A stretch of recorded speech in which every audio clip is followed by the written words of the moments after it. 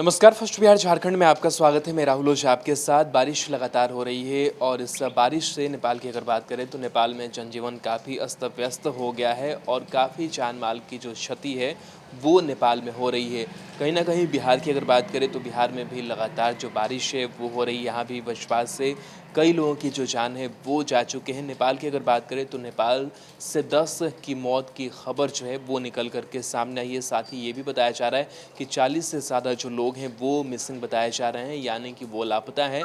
तलाश उनकी जारी है। कहीं ना कहीं जो कहर है वो बरपता हुआ नजर आ रहा है और लगातार जो वहाँ के लोग हैं वो काफ़ी परेशान हैं, दिक्कतों में है। नेपाल की अगर बात करें तो नेपाल का जो भौगोलिक क्षेत्र है वहाँ पर लैंडस्लाइड की जो खबरें हैं वो लगातार कह सकते हैं कि आती रहती है और हर साल जो तस्वीरें हैं वहाँ से लैंडस्लाइड की निकल कर के सामने आती है और जो भौगोलिक क्षेत्र है और जो वहाँ पर असर है वो पड़ता है। और इसको देखते हुए वहाँ के लोग भी कहीं ना कहीं अपनी तैयारियों को करके रखते हैं, क्योंकि वो जानते हैं कि उनके आने वाले जो दैनिकचर्या है उसमें भूकंप जो है, उसमें जो लैंडस्लाइड है, भूस्खलन है, ये तमाम कई जो प्राकृतिक आपदाएं हैं वो कहीं ना कहीं शामिल है। चाहे वो बाढ़ की भी बात कर ले तो इन तमाम चीज़ों से कहीं ना जूझते हुए भी वो रहते हैं। लेकिन जब भी ये प्राकृतिक आपदा आती है तो इससे लोगों का काफ़ी ज़्यादा नुकसान हो जाता है। जिस तरीके से 10 लोगों की जो मौत है वो हो चुकी है।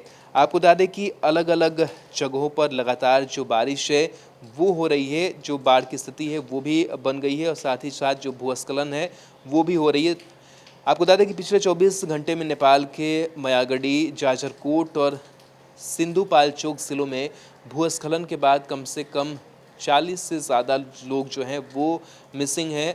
लापता लोगों की तलाश जो है वो लगातार की जा रही है। वहीं कास्की जिले की अगर बात करें तो यहाँ के पोखरा शहर के सांगरकोट और हेमजान क्षेत्रों में लैंडस्लाइड के कारण 3 बच्चों सहित 7 लोगों की जान चले जाने की खबर है। पुलिस की अगर बात करें तो उसने भी जानकारी दी है कि शुक्रवार को पोखरा में सारंगकोट इलाके में एक मकान में भूस्खलन के कारण जो थे वो मारे गए हैं। साथ ही साथ आपको बता दें कि पिछले 48 घंटों से जारी बारिश के चलते नारायणी समेत देश की अन्य जो प्रमुख नदियां हैं वो काफ़ी उफान पर हैं, यानी कि नेपाल में बाढ़ के साथ साथ भूस्खलन, बारिश, लगातार जो प्राकृतिक आपदा है उससे लोग झेल रहे हैं।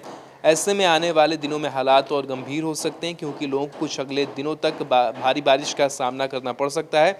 मौसम विभाग की अगर बात करें तो अगले 3 दिन तक भारी बारिश का जो अलर्ट है वो जारी किया है, यानी कि कहीं ना कहीं जो लोगों की परेशानी है वो भी बढ़ी हुई नज़र आ रही है। और जिस तरीके से सहमाने वाली जो तस्वीरें हैं वो निकल करके सामने आई है, जिस तरीके से अगर नेपाल के हम सिंधुपाल्चोक ज़िले की बात करें तो बाढ़ में कई मकान ढहने से एक बच्चे समेत 2 लोगों की मौत की खबर है। वहीं मृतकों की पहचान 20 वर्षीय निहेश बासनेट और उसकी 3 साल की बेटी के रूप में की गई है।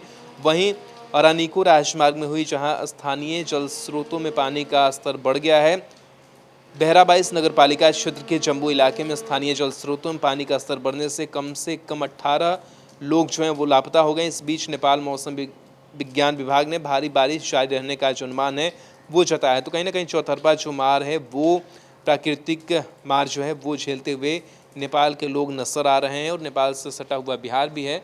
तो कहीं ना कहीं बिहार पर भी, जैसा हम सभी देख रहे हैं कि बिहार में भारी बारिश हो रही है और इसका जो असर है वो पड़ता हुआ दिखाई दे रहा है। कई नदियों का जलस्तर यहाँ भी बढ़ा हुआ है और लगातार वज्रपात से बिहार में भी कई लोगों की जान जा रही है। बहरहाल नेपाल की अगर बात करें तो बाढ़ और लैंडस्लाइड से 10 लोगों की मौत हो गई, 40 लोग लापता हैं।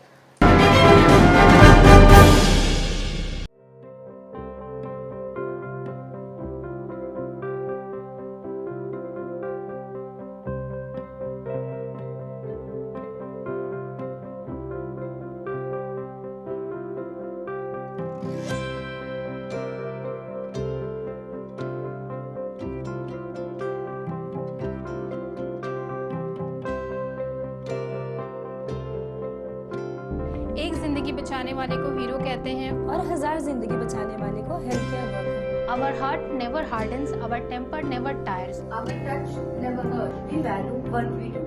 We at Paras work for cause, not for applause. Lockdown के समय, लॉकडाउन के बाद हम हैं आपके साथ।